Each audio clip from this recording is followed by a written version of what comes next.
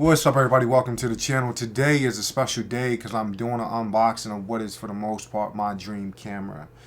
When I started to get into filmmaking years ago, I was just finishing up acting school. I was cast in a short film by NYU Film Academy, 14,085. It was a great little short film, but what I was amazed by is that the first time I've seen a Red 1. And I was like, wow, this is the revolution right here, because before that, the only camera I seen on set was like these big Panavision cameras, which usually use film. So when I heard of a digital camera, I was like, maybe it's going to be a little bit more affordable. So when I inquired what would be the price of a Red 1, it was like $50,000, and I was totally out of my price range. Started doing research. Canon just started picking up popularity in the digital camera world because of the fact, I'll put links down in the description box of everything I'm mentioning, and also links to some of the things that might put what I'm saying into context in terms of like history and stuff like that if you're interested. So Canon, actually, they've been around for years in terms of photography, Nikon and so many other companies, Fuji, but photojournalists were requesting that Canon put a little bit of video function into their cameras because of the fact that they was going over, like, say, the Gulf War, and they wanted to get some video of like soldiers and stuff like that in battle just to kind of have. And Canon did that. They put it in a 5D Mark II. And for the first time ever, you know, it opened up a world for independent filmmakers like never before, because I think it was Vincent LaForette who created a short film called Reverie. And it was just a game changer because you had this small body camera able to do 1080p footage, and it also had a full frame sensor, which means it was better in low light than a Red camera at that time. Even probably now, which was like, you know, 5D could probably shoot at like 3200 ISO and still kind of stay clean. And it was a game changer because it was like a $3,000 or like $2,500 camera. When I first bought my 5D Mark II, I bought a used, so I don't know the official price, but it was like north of like $2,500, let's say. So I'm looking into it. I didn't know cinematography at that point, or filmmaking at that point, to make it $2,500 or $3,000 investment. But the T2i was released, so it was like the 5D was king, 7D was also out, which was more for like sports action photographers because it had like 8 frames per second or something like that. And then while I'm doing research and talking to a friend of mine, Marlon, who had just came to New York and shot a film, he said, hey, look out for the T2i, don't get my camera, it's going to be a DSLR. And the reason why it was such a game changer from the regular handy cams is that so many independent filmmakers was using like the Panasonic DVXs, or I think it's the Sony EX3. I've shot short films on that. And these DSLR was interchangeable lenses, so it was duplicating film, which means you shooting at like 40. You couldn't shoot at 48 frames per second. General rule is that you're shooting at 24 frames per second, and your shutter speed is twice that, which is going to be a shutter speed of 48. Most of the Canon DSLRs at that point in time, you could shoot at 24 frames per second, but the shutter speed had to be a 50. Negligible difference, but I guess if you really want to keep it accurate, you know, that's the benefit of cinema cameras, because you can really dial it into the 180 shutter rule and set it to 24 frames per second, and so it's automatically going to duplicate and give you that 48 frames per second. Or if you're shooting at a high frame rate, 60 frames per second, it's going to give you a shutter speed of 120. So, game changer. You could have interchangeable lenses, a shallow depth of field that the EX3 Panasonic DVX can compete with, and you just had to deal with the audio problems. And yeah, in the beginning it was a little hard, but over the time you had Tascam, you had Juice Links, you had so many different things. And truthfully, I never understood this. I think it's because I respect crew, I respect gaffers, I respect DPs, I respect, you know, cinematographers, I respect everyone, shooters, A cam, B cam, you know, I respect them all, ACs. But I feel like when I was coming up as an actor and inquiring, because whenever I was working on set, it was like free film school for me. I was like, what aperture you shooting at? This is 2.8. I was always good at remembering numbers, even though I didn't know anything about filmmaking at the time. I was like, oh, they shoot at 2.8 now. You know what I mean? Then as time went on, when I bought my T2i, I realized that was a super APS-C sensor, which is like a 1.6 crop. And then 5D was a full frame, which is a 1-point crop. So the reason why that's important is because, which in my experience, they never really shot on full frame or professional sets. It was always Super 35. But it was good to know, like, all right, cool. If I get a 5D for better low light, and normally they shoot with a 35 on set. They really love those 35 and those 50 for close-ups, so I got to multiply 50 times 1.6, and whatever that number is, I should be really buying that lens for my 5D Mark II by the time I upgraded to it. So I did that. I'm sorry that this is a little long-winded. I'm excited about this camera, and I'm actually reflecting on my history of buying gear and stuff like that. And even the 5D, this is probably my first in the background. I'll blow it up right now. But I remember shooting in studio with like Jim Jones when I started freelancing as a videographer. And it's just that low light. It was creamy with the full frame. That's what, I think I was renting that 5D at the time. And I literally from there, I just kind of shot with a 5D all the time. I wanted that full frame look. And as I moved up, after the 5D Mark II, I got the 5D Mark III, and I stayed with it. And then I went, after time went on, I kind of got a Canon C500 Mark II because I wanted a cinema camera. I had enough experience. And the thing about, like we said before, about the one thing you have to overcome with sound on a C100 is you have to overcome, on the DSLRs, you had to overcome sound. It wasn't that hard. You could hook up a Tascam underneath, you could hook up XLR, but it's like, as you grow, you want to minimize the amount of other steps you have to take to kind of get the image that a cinema camera like this does. So let me know if you want me to talk about this more in depth. This is an unboxing on my C500 Mark II. I also want to give a little history of that, of getting to this point, because it's not like I just woke up and bought a C500 Mark II, but I can go more in details, but I'm going to get more to the unboxing right now. So, unboxing. We have a CF Express B card. It actually comes with the C500 Mark II if you buy it right now, which is cool. If I'm shooting at 6K, I only get about like 15 minutes. So keep in mind, so on a camera like this, you're shooting at 6K. I really didn't buy this camera to shoot at 6K. I bought this camera because the 6K allows me to be future-proof down the line, which is going to probably, in my opinion, is going to extend my lifespan of this camera for about, I'll probably have this camera for 5 years. It is my dream camera, but it'll probably be in use as my A camera for the next 5 years because I still think 4K is still here. I still think 1080p is still here. Like, I upgraded from my Canon C100 to my C200 because I made so much money off my Canon C100 Mark II that some of my clients wanted 4K video, and that was the only reason why I upgraded to my C200, which I'm shooting on right now. And the C200 takes CFAS cards. My C500 Mark II, as you see right now, is going to take CF Express card, which means I have to make more of an investment, spend more money on a different type of media format if I want to record at some of the highest qualities. So sometimes when buying gear, just keep that in mind. Even like this, and it's funny, I got to take mine back to Best Buy, but I bought a CF Express card reader because I didn't know one came in a box. So it's good to know the C500 Mark II does come with Extreme Pro CF Express card reader in the box. Didn't know that, so I will be returning that back to Best Buy. Alright, then we got what we always get. We get the instructions, the manuals, the warranty, all that stuff. You put that over here. Cool thing about it is, why I've always said with Canon, I'm not gonna say I'm a Canon fanboy. I've just been with Canon for a very long time in terms of shooting. I know Canon. I love the color science. I did switch from a little bit from when I had the 5D Mark III. Like I said, I love the full frame look.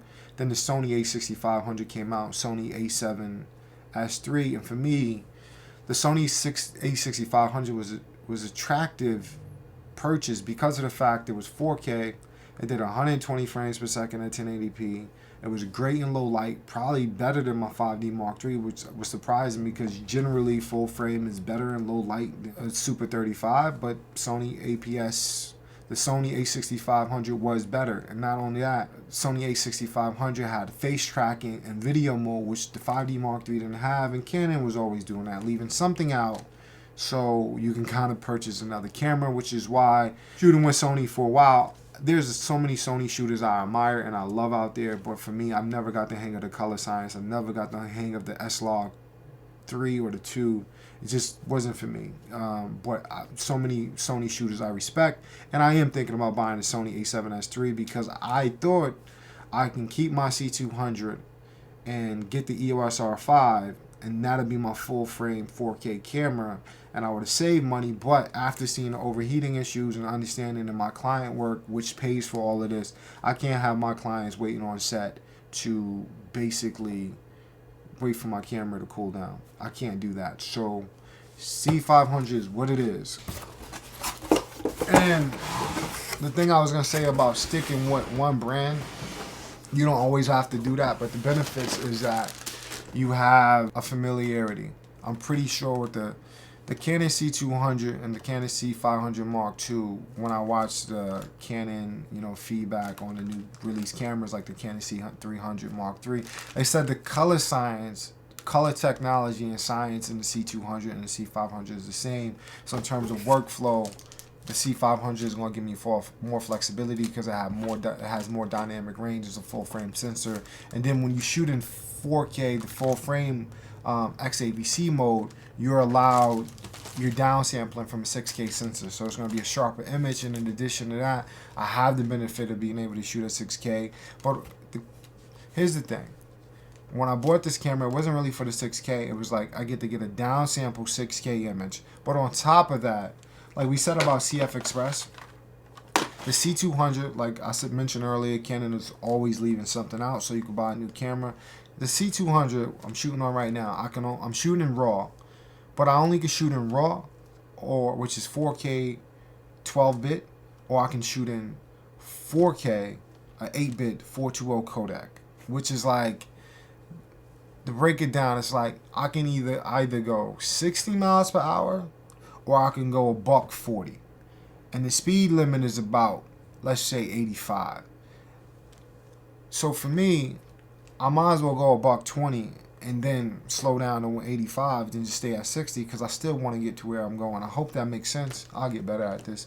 But C500 Mark II, it has that in between thing, so I can either shoot at 8-bit. I don't even know if I can shoot at 8-bit, but I could shoot Netflix approved 422 10-bit XAVC, or I could shoot 6K RAW, which allows me to actually have more recording time for the same 512 gigabyte card. So even though this camera can do more, I can actually do less and do more, if that makes sense. I can not shoot RAW and shoot XAVC 422 4K 10-bit and still get an image that is on par with my Canon C200 and shooting RAW. It's going to save me file sizes, file space, and allow me to have longer record time for a more cost efficient price, if that makes sense to you. Alright, so we have the Canon strap. We have this cable right here. This is the cable that's actually going to connect the camera to external LCD viewfinder on the camera. What we have here. As I said.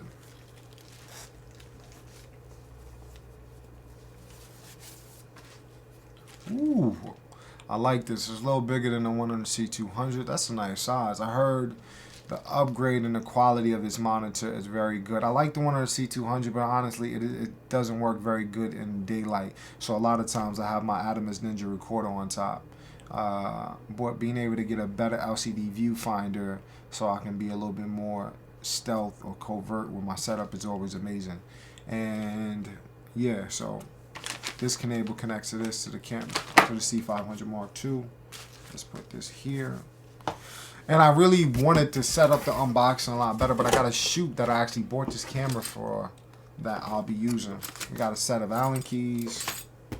What else we got?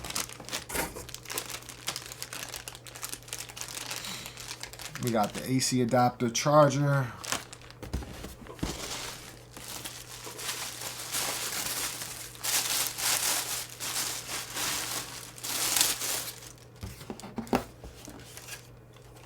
We got the monitor bracket. So I'm gonna say, like on my C200, I rigged out, and I'm gonna do a video on how I rigged out my Canon C200, and I'll do one on my C500 eventually as I figure out what parts to buy. What I would say is be patient when you're rigging out your camera. Get the main essential items like a base plate, a top plate, which is cool, so you can run and gun immediately. But other things, because Small Rig is such a great company that's always coming out with accessories, the better off, your camera gear. You take, for instance, like the Canon M6 Mark II. When this camera came out, the two biggest knocks on this camera was, as you see, the hot shoe mount is on top, which means if I flip up the LCD, it's blocked. But because of the small rig base plate, I can move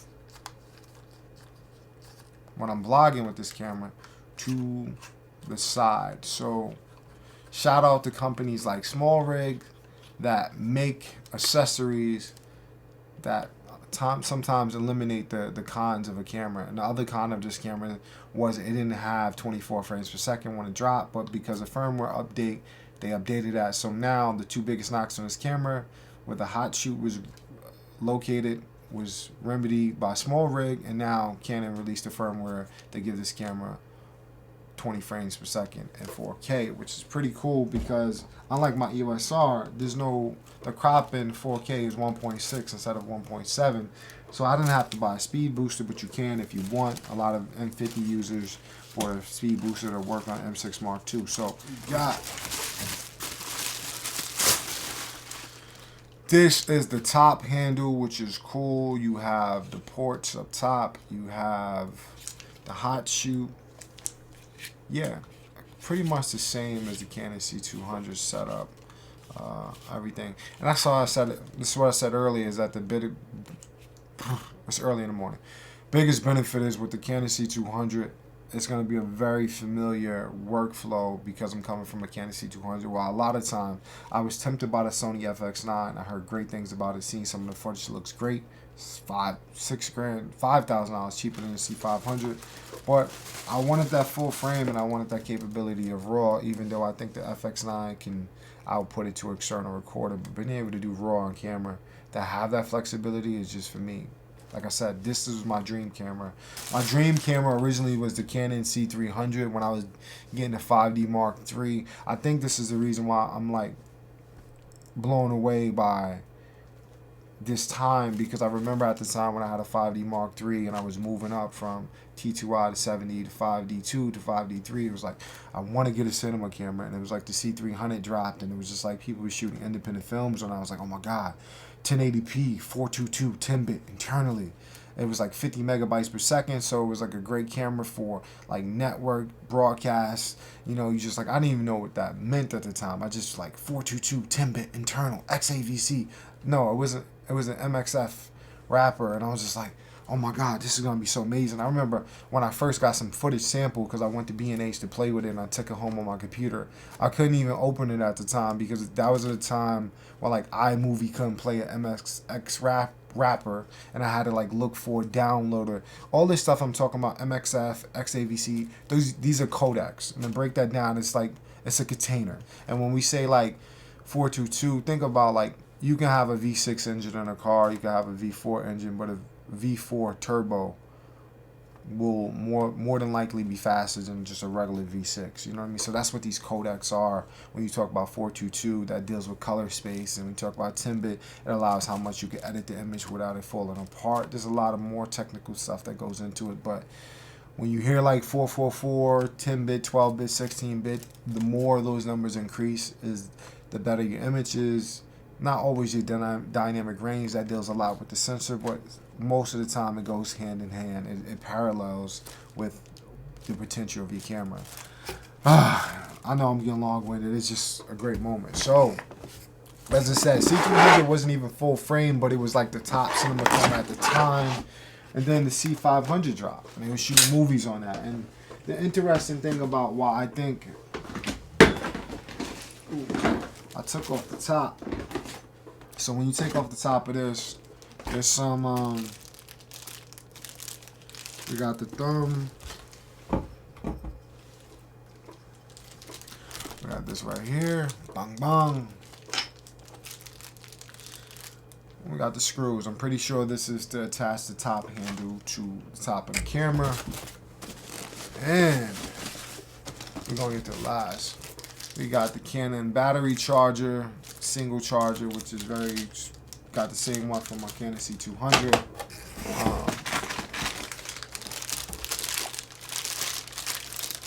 The charger for the single charger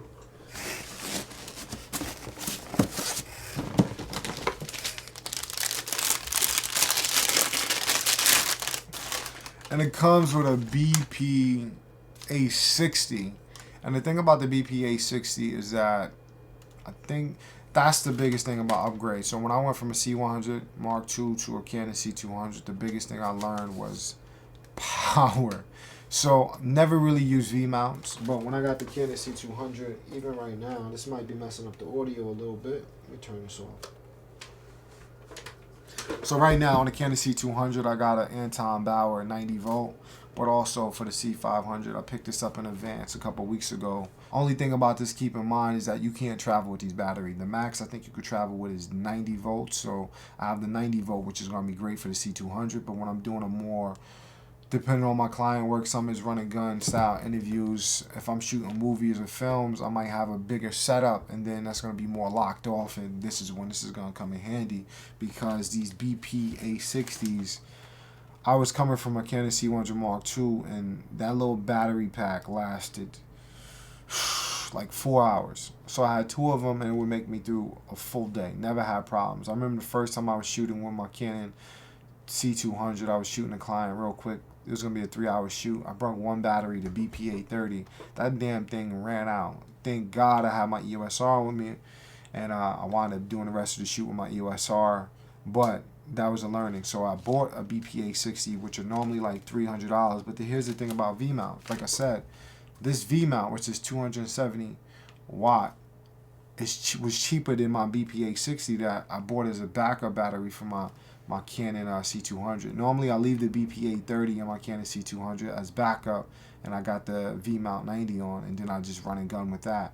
But with this is cheaper than this. Well, if you buy this used, and you're gonna be able to use this for every single camera. I'll hook my monitor up, etc., etc., etc. So just keep that in mind. Batteries with these Canon cinema cameras, everything above a C100 Mark II, it's a different world. So if you're used to a C100 Mark II, the battery life on a Canon C200, and I assume a C500, is going to be a game changer, even though someone told me the C500 Mark II might be a little bit more efficient than the C200, more because of technology. We will find out. So we got the BP A60 that comes with the camera, which is nice. We got the hot shoot mount, which is, the mic mount, shotgun mic mount. So nice to have that. Everything is pretty on par with what came with the C200. Is that the last accessory? It is. And finally we get down to what we are here for. Canon C500. Alright, what I can say is I noticed it's a little bit bigger than my Canon C200, but it just looks good. First thing I'm going to say is there's no such thing as a perfect camera. There's only what is the perfect tool for telling your story. And as time go on, that might change. So at the end of the day, if you got a short film, you got a great idea, you might be like, I want to shoot 4K. Cool. Do I think you need 4K? No. I think you could shoot a great short film with a C100. I've done it. But what I would say is that the benefit of certain cameras is it gives you more flexibility. So when I shot my short film on my C100 Mark II, the only reason why I wish I had 4K is because certain locations that we was paying for, Peerspace, Airbnb, we was running behind on time, so you're crunching for shots. So even if the output is 1080p, where 4K benefits is not just on resolution, is being able to recrop. So yes, we're looking at the camera, looking at the body, 6K sensor, great low light capabilities. We have more custom buttons. We have a dedicated slow and fast.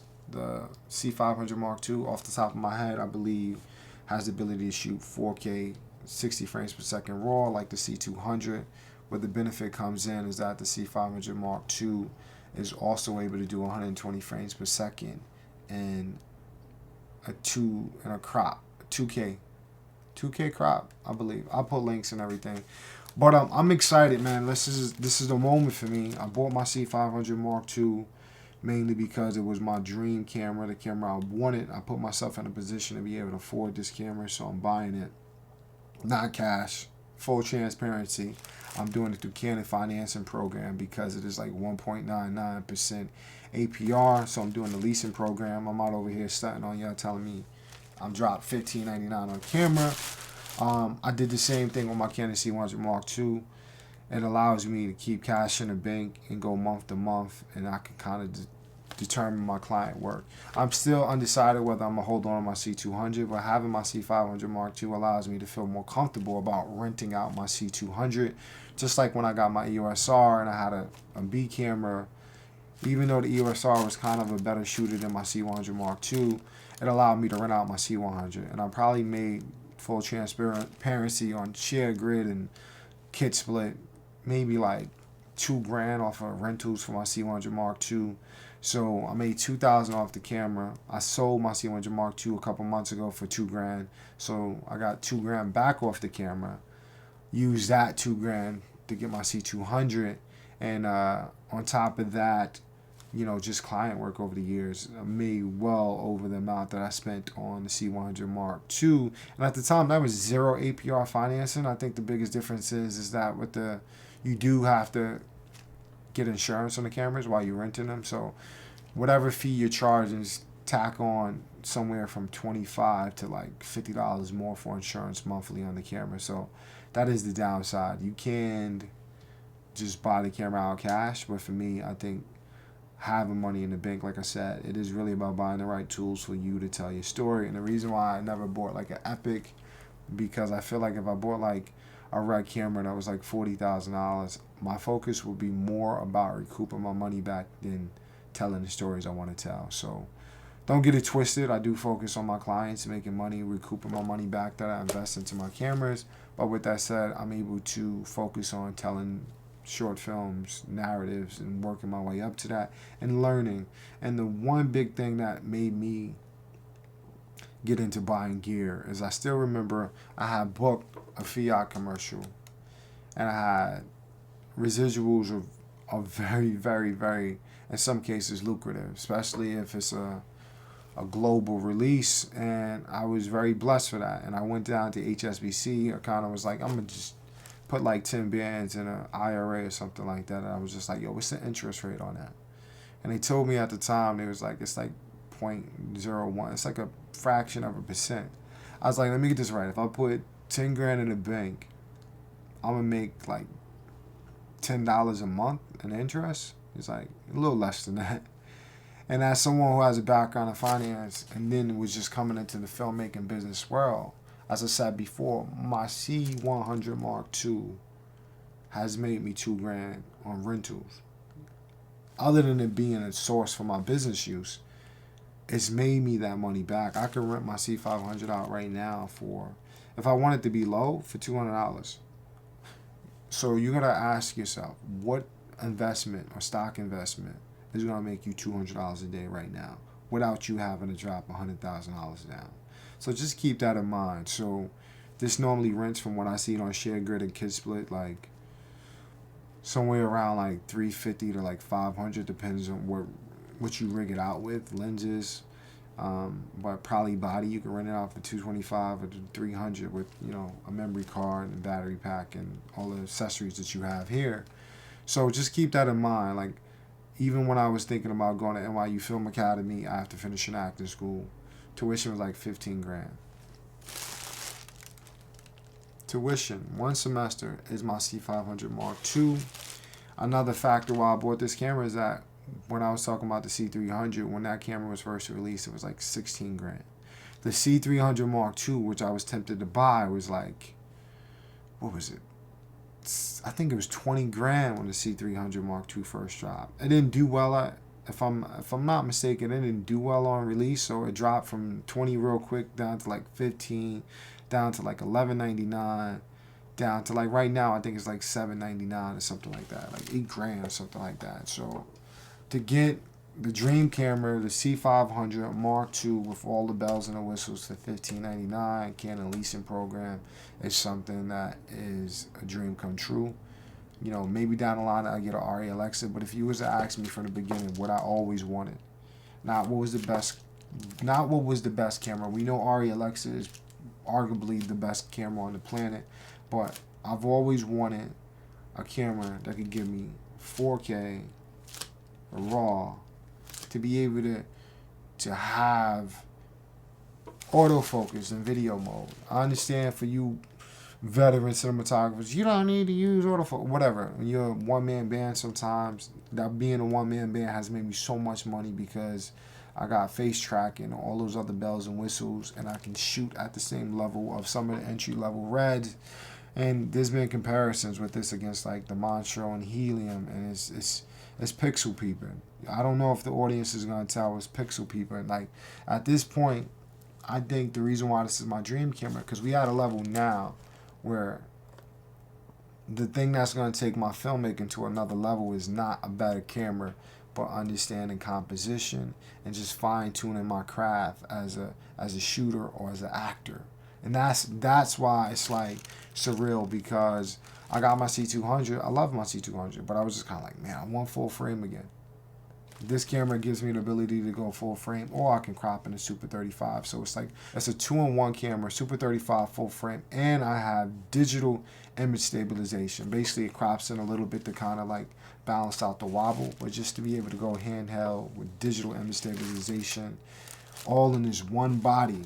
And you're so used to those cameras being huge, the Panavisions back in the day. Even the Arri Alexa, like the original, is huge. And you look at this, like, we pop in a battery.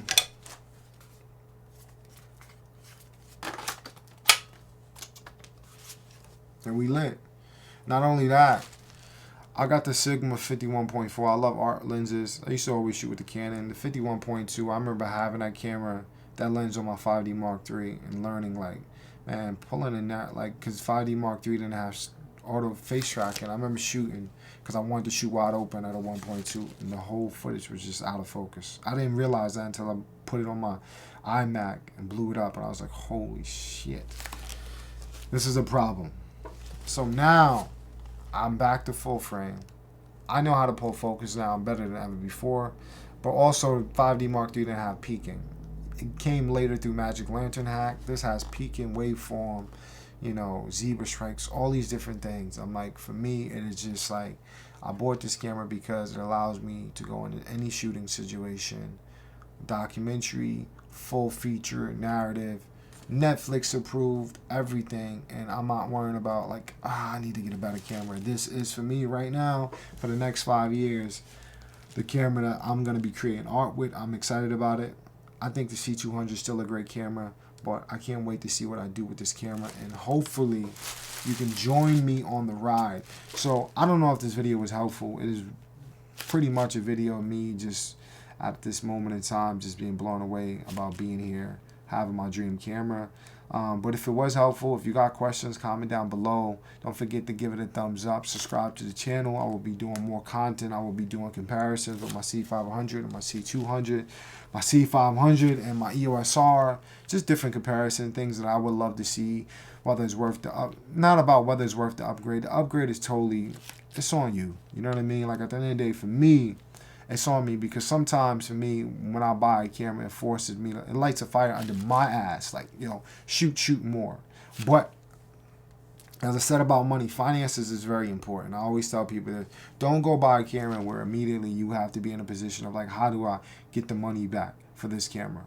You know what I mean? Like for some people that works, but for some people don't. Because if you don't know your camera, or you're new to cameras and you buy a camera that now you got to go learn and you got to make the money back, it's going to diminish your ability for creative storytelling, because your focus is completely on gear. You know what I mean? I've done that before. Never want to be in that situation again. When I first upgraded to 5D, I think for the first 2 weeks I was like, I need to get money back to for my 5D Mark II, because I went from a T2i to 7D to like a 5D Mark II, which was like $1,000 jump. So I was like scrambling, and then I don't think I finished my short film. It was just kind of like, all right, there's a balance. Like, get gear to help you, motivate you to tell your story, but it doesn't diminish your creative storytelling. You know what I mean? Like, the gear aids your storytelling, and not your storytelling be about the gear. So, jewels, dropping them. Yeah, so till next time, stay creative, stay focused, stay positive. Deuces.